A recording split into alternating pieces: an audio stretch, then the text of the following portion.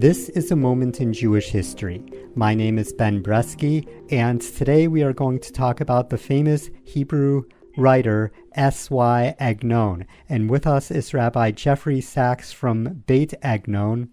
Now we're heading into Rosh Hashanah, and every year I read a book called Days of Awe by S.Y. Agnon, which is a collection of writings about the high holidays. And also he has a famous story about the etrog, which was turned into a movie called Ushpizin.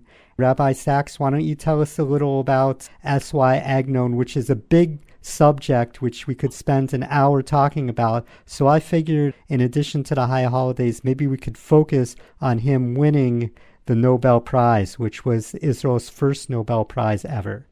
Very briefly, Agnon, of course, was a pen name. He was born as Shmuel Yosef Chachkis in a little town called Buchach, which today is in western Ukraine. But when he was born there in the summer of 1887, was the easternmost reaches of the Austro-Hungarian Empire. He receives a completely traditional upbringing. He's raised in a religious home. His father was a rabbi, although he made his living in the fur trade. Agnon is sent off to Cheder, the traditional one-room schoolhouse. And then, because he's considered to be a very developed and intelligent young pupil, he's actually released from school to sit in the very well-endowed Beit Midrash, the study hall and library of the town, in order to sit and pursue his own reading and learning. And he was exposed to, of course, the entirety of the traditional Jewish curriculum, but also to Western literature, which he was absorbing as a youth already in either Hebrew or Yiddish translations, or in German, which was the only other language he had facility with. At around the age of 20, he comes on Aliyah, and he arrives in Yafo as part of the second Aliyah, this great wave of immigration in the decade before the First World War. And he immediately begins his meteoric rise as one of the most prominent figures of the revival of the Hebrew language in the service of a new modern Hebrew literature. His life takes many different twists and turns, including a period of time spent abroad in Germany, which overlapped with part of the war. He then returns to the land of Israel. He settles ultimately with his wife and family in Jerusalem, in the house which today still is Beit Agnon, the museum and study center and cultural center dedicated to his life and writing. It's in the Talpiot neighborhood of Jerusalem, and we encourage our listeners to come for a visit, although at the moment we're undergoing a major renovation. So when that's done, you'll come and you'll see the treasures at the Beit Agnon, which include his massive library of many, many, many thousands of rare books and volumes of all variety. And as you mentioned, in 1966, he's awarded the Nobel Prize, becoming the first Israeli to win a Nobel in any category, and the first, and to this date, only Hebrew author to receive the Nobel Prize. And I guess we should just say very briefly, his writing focuses on a variety of themes. It's not surprising that the holidays that we're about to celebrate, Rosh Hashanah, Yom Kippur, Sukkot, not just in that one particular story you mentioned about the etrog, but the holidays, the Jewish life, feature quite prominently in his writings, which are centered both in the old world of Galicia, the world in which he grows up in Eastern Europe, the new world here in Eretz Yisrael, in the land of Israel, particularly in those early years that he arrives in the first decades of the 20th century. And briefly, there's a certain amount which is centered in Germany, which is where he was centered. He was a writer of fiction. His fiction deals with these larger themes in Jewish life and Jewish living, and how the transition from the old world to the new is fraught with so many challenges for a Jew who has a hand both in the world of tradition and feels himself as a person in modernity. But the work that you pointed out, Days of Awe in English, in Hebrew, Yamim Noraim, which actually is his best-selling work of the 23 volumes in the collected writings, it's his best-selling work, is not a work of fiction at all.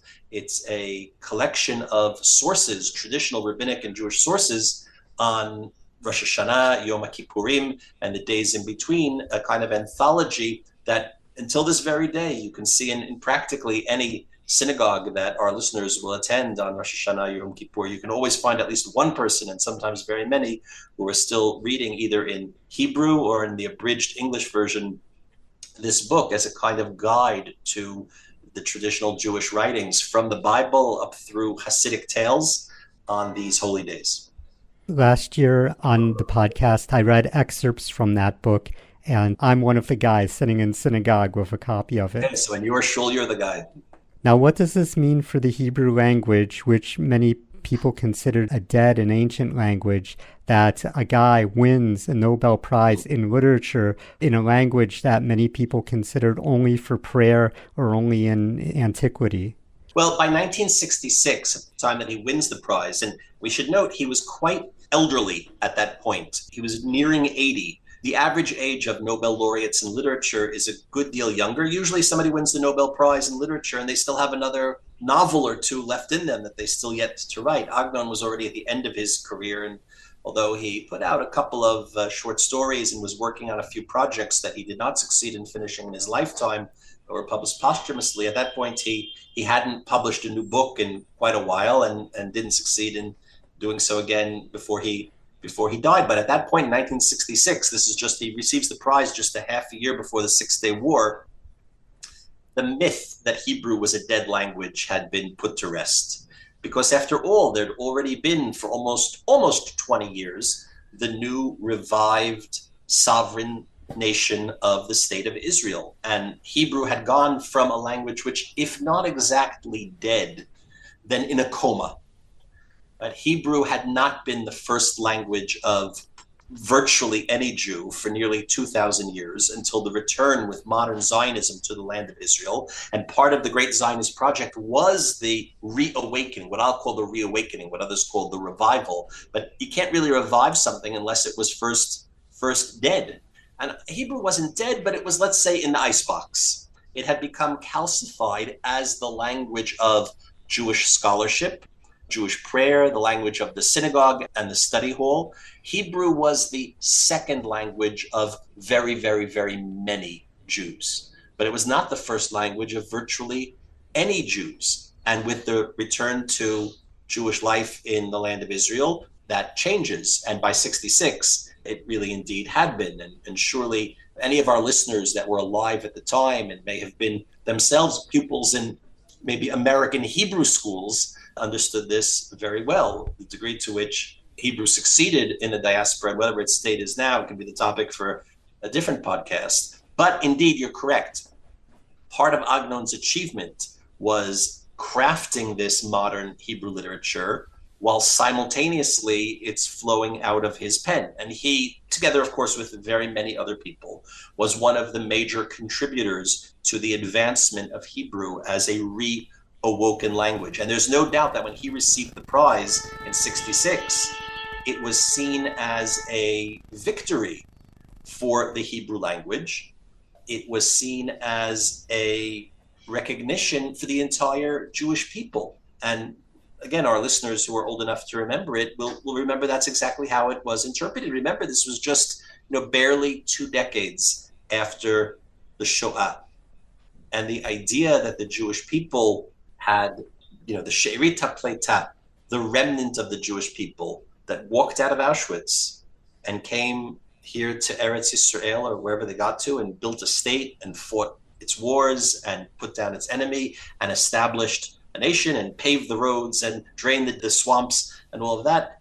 That's all very well and good. But that we were once again being culturally creative and doing so in our own old, new, reawoken language, that was the real achievement of the revival of the Jewish people. And that's how it was interpreted and celebrated both here in Israel and abroad.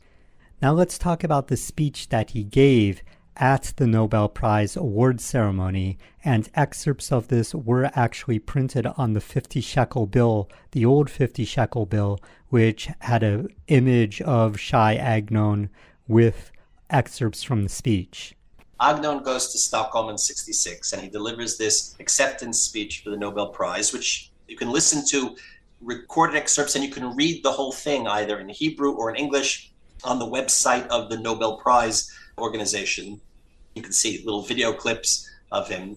And he gives this speech. There was a whole debate about how he would give the speech, what language he would give the speech in. He, of course, insisted that the speech had to be given in Hebrew, but there in front of the assembled crowned heads of Europe and the whole diplomatic corps in Stockholm, there wasn't, hardly anybody that could have understood him in Hebrew. So he delivered the speech, or at least a segment of it, in Hebrew, and then the whole thing was read on his behalf in English so that the audience would understand. They didn't, I guess, have this kind of simultaneous translation that we have today. It was read on his behalf in English, which was a language that he didn't really have any facility in. He could have delivered it in German, and that would have been understood by very, very many present, but it was inconceivable that just 2 decades after the Shoah, an Israeli Jew receiving the prize for writing in Hebrew would have stood in the heart of Europe and recited his speech in German. Of course, that would have been, offensive to every sensibility in the Jewish consciousness, and Agnon's in particular. But indeed, he gives this curious speech in a very thickly accented Galician Hebrew. For many of us, he sounds like Yezedi.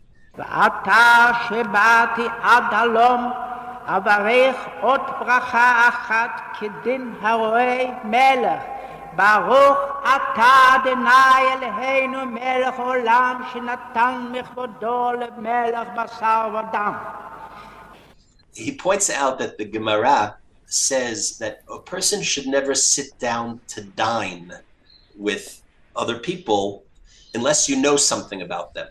Imagine you're traveling along the way and you stop at a roadside inn for the night and you eat in the common room at these long tables. You could be with all types of riffraff who would have like a negative impact on you if you mingle with them. So you shouldn't sit down to dine with someone unless you know something about them. And then in a very curious manner, he says to the King of Sweden, Your Majesty, I mean, these are my words, I'm kind of play acting them. He says, because, of course, I know that you don't want to violate this idea in the Gemara, I better tell you something about myself. And then he gives a biography, but it's not a real biography. It's a very fantastical biography. And he begins by saying in his thick accent, Mitoch katastrofa historit shechriv Titus melech Romi et Yerushalayim noladati ani b'achat ma'arei hagolah. Because Titus of Rome in the 1st century came and destroyed the Jerusalem temple and banished the Jewish people out into the diaspora, I was born in one of the cities of the dispersion. But I always imagined myself Kemish nolad b'Yerushalayim, as someone who was born in Jerusalem. And then he goes on to say that he was a Levi, traditionally called up for the second Aliyah, I guess in case he thought the King of Sweden was going to organize a minyan right there and then. He needed to know who would get the Aliyah. And in the temple, the Levim, the Levites, were tasked with singing the sweet songs of David Melech Yisrael, King David, to sing the Psalms as the temple service was conducted. בחלום בחזון לילה ראיתי את עצמי עומד עם אחי הלוויים בבית המקדש כשאני שר עמהם שירי דוד מלך ישראל. And he says, really, my job should be to be composing and singing those melodies in the Holy Temple. But because of the destruction of the Jewish people and our homeland and my banishment abroad, I was consoled to compose in prose what was formerly sung in praise. Instead of doing my job as a Levite on the stand in the Holy Temple, I instead do my artistic work with the pen, writing modern Hebrew literature. So it's a very radical statement in which he says that his artistic enterprise, all these years for which he has now been awarded the world's top laurels, is nothing less than compensation for the catastrophes of Jewish history.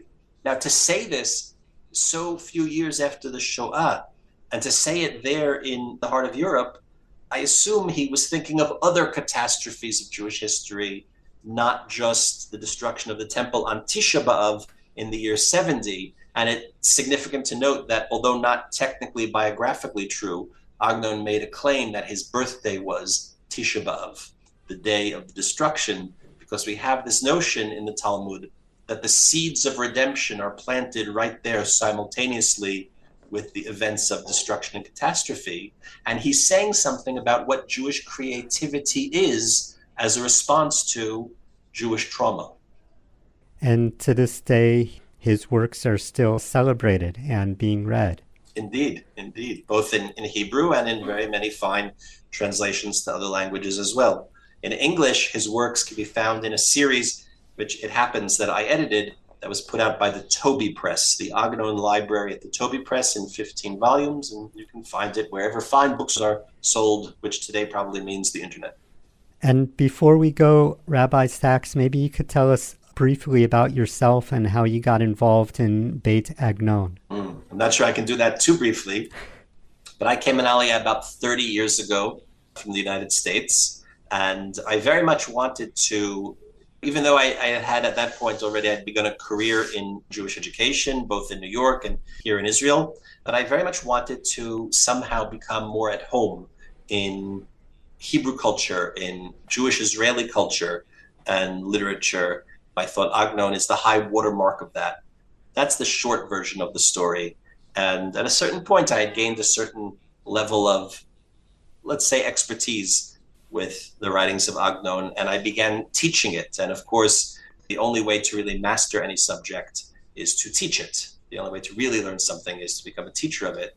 And that's been a very rewarding experience. And although I began first as a volunteer, I now occupy a role as the director of research at Beit Agnon, and we're in connection with all of the scholars of Hebrew literature, both here in Israel and from around the world, and with students and with, just simple readers and lovers of culture and literature wherever they are. And we aim to serve as a resource for them. And in addition, I was involved in this significant project where we edited very many volumes in English with annotations that help bridge the world that Agnon is depicting to the contemporary reader, particularly the contemporary reader who's doing so in translation. And of course, there is a certain amount that's lost in translation, and we try to fill that in through the notes and annotations. And all of this is in addition to my work, my day job, as it were, as a kind of more conventional teacher of Torah and someone who's involved in Jewish life here in Israel through my project called webyeshiva.org, which is exactly what it sounds like, where people can study with us online, including, among very many other more conventional topics, the writings of Shai Agnon. Okay, Rabbi Jeffrey Saks, thank you very much for joining us today. Thank you, Ben. And I wish you Shana Tova, Happy New Year. And this has been A Moment in Jewish History. Thank you for listening, and Shalom.